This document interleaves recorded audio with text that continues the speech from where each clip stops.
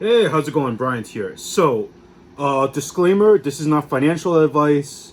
I'm not telling you what to do with your money. I'm not endorsed or endorsing any credit card in particular or what you're about to see. All this is for entertainment purposes only or a bit of education. I make this with no warranty or claims that I know anything. I'm an idiot.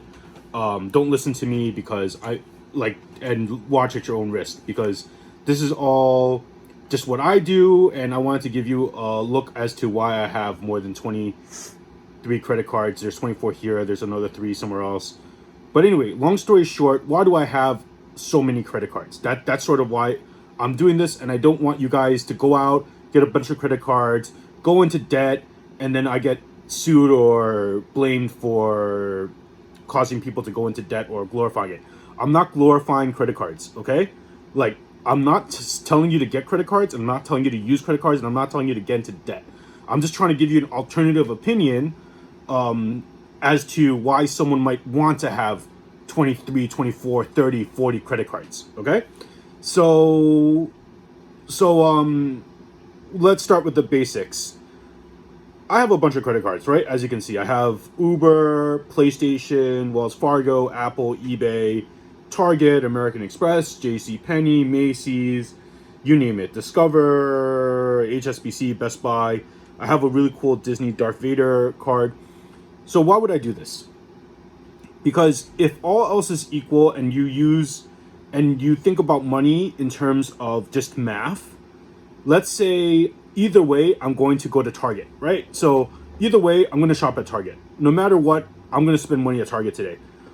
I'm going to apply for a Target credit card, assuming the credit card does not make me spend more money or make me inclined to spend more money. Either way, I'm a self-controlling person where if I'm going to spend $100 at Target today and I have $100 in the bank, either way, I'm spending the same $100. I'd rather have a Target credit card, which then saves me 5% off the price. Then instead of spending $100 at Target, I'll spend $95 at Target because they reduced the price by 5%. This is all current as of today. So if anything changes, the policies and terms and conditions can change. So same thing with Uber. If either way I'm spending money on an Uber ride and my Uber ride is $20, I'd rather have an Uber credit card that gives me 5% in Uber back. Same thing with Apple. If either way, I'm buying a MacBook at Apple and an Apple credit card gives me 3% back. On a $2,000 laptop, that's $60 back. Either way, I'm buying this laptop. That's a lot of money back. Same thing with if I go to Best Buy and I use a Best Buy credit card. Long story short, if all else is equal and I'm not using my credit card to spend more than I'm capable of spending, and either way I'm spending the same money in this theoretical, hypothetical situation, then getting a credit card that gives me cash back for the company or place that I'm shopping at mathematically wins. Now, a lot of people will say you won't get rich on 2% or 5%. Well, that's correct. You're not here to make millions of dollars based on points. This is just about optimizing and optimization. If either way, all else is equal, whether you spend money using a credit card or don't spend money using a credit card, you're going to spend the same money. I'd rather use the credit card that gives me points back. Same thing like, for example, Double Cash, which either way I get 2% back, or Macy's or JCPenney. Now that's one facet, that's one aspect of why I have so many credit cards. Number 2 is the sign-on bonus. If either way, like let's say, either way this month I'm going to spend $500. And either way, no matter what, I'm spending $500 this month on things that take credit cards like cell phone bills or whatever. And a credit card company comes up to me and says, if you spend $500, I'll give you back $100. I will definitely take that offer to get that credit card, assuming that I can get approved for it, spend the $500 and get $100 back, because $100 to me is like having to work 10 hours of my life trying to make that $100. So it's not a joke. $100 is not really like a joke amount when either way you're spending this $500. So talking about credit, you don't want to hurt your credit score. You don't want to apply for 50 cards at the same time and, bankrupt yourself and destroy your credit, right? But the most important thing to keep in mind when I have all these credit cards is, one, I don't keep a balance on these credit cards.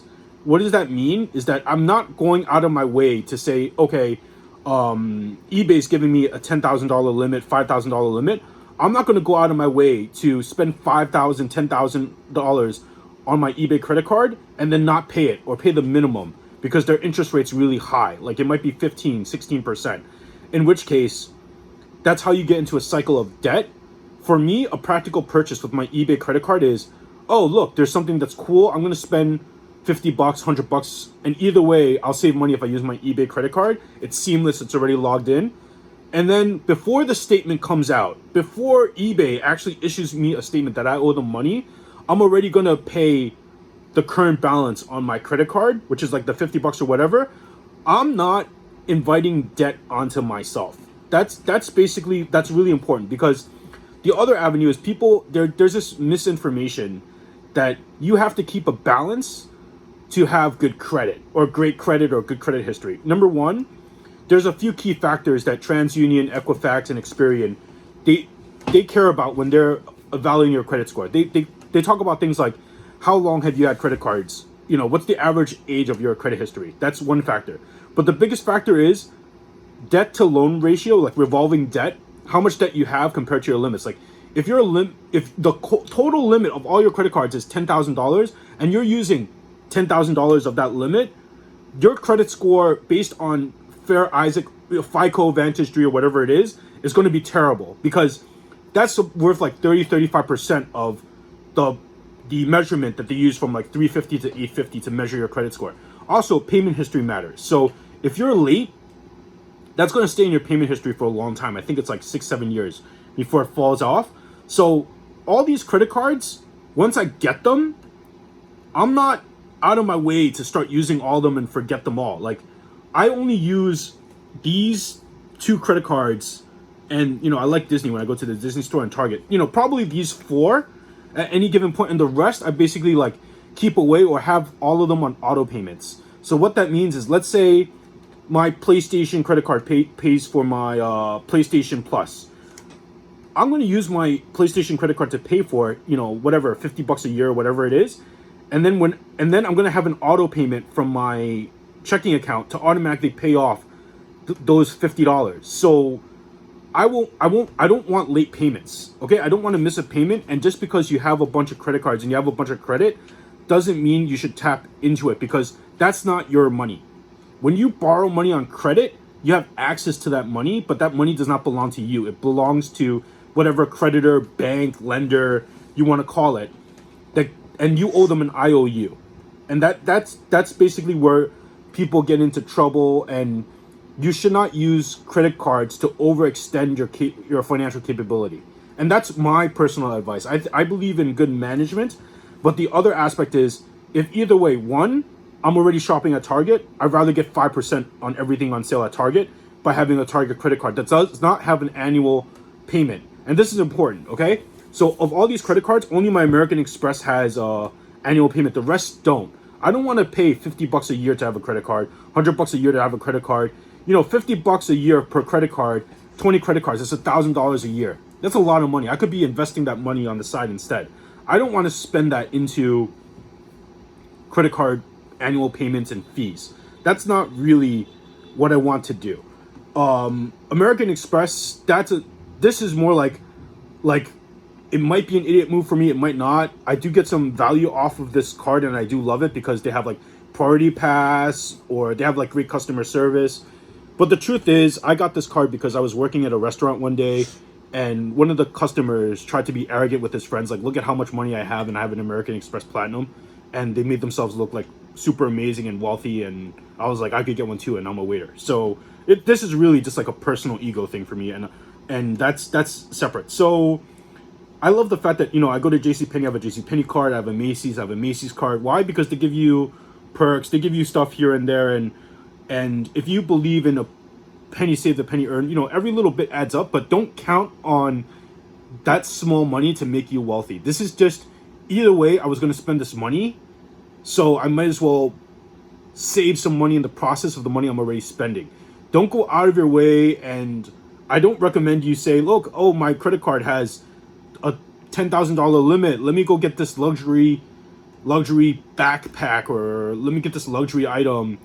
spend 5,000 on it and then make the minimum payment of $25 a month, and then your $5,000 credit card purchase over 20 years or whatever might actually cost you 30 grand because of the way that credit card interest rates are compounded. So one of the important things to note, the other important reason is that when you get a credit card and someone steals your credit card and swipes it, now, depending on whether or not they had the physical card in hand or not, if you lost the physical card, then at most you're liable for like $50. To my understanding, I could be wrong. Or if they got your credit card number and there was like a hack and then they spent money on it, then you're not liable for it. Okay, if you didn't really spend that money, there are laws that protect you from owing money to a scammer or a hacker that like stole your credit card information and started charging. Like this one time, someone charged for a hotel room in Louisiana or like Oklahoma, I can't remember, on Best Buy, and I've never even been to Louisiana. So, and I don't know why they charged it to some DoubleTree in Louisiana on my Best Buy credit card. They charged like 300 something dollars, and then yes, it was a hassle for me to call them and fill out the paperwork like, hey, I've never been there. I have no idea why this $300 charge is there. But eventually they got it resolved and I wasn't liable for that charge, nor the interest or whatever. So that's basically introduction to credit cards, why I have a bunch. And let me know in the comment section below if you have any questions maybe I can answer. And if you like this video, like and subscribe, and hopefully I can do more to explain any of this stuff. And see you guys again. Take care.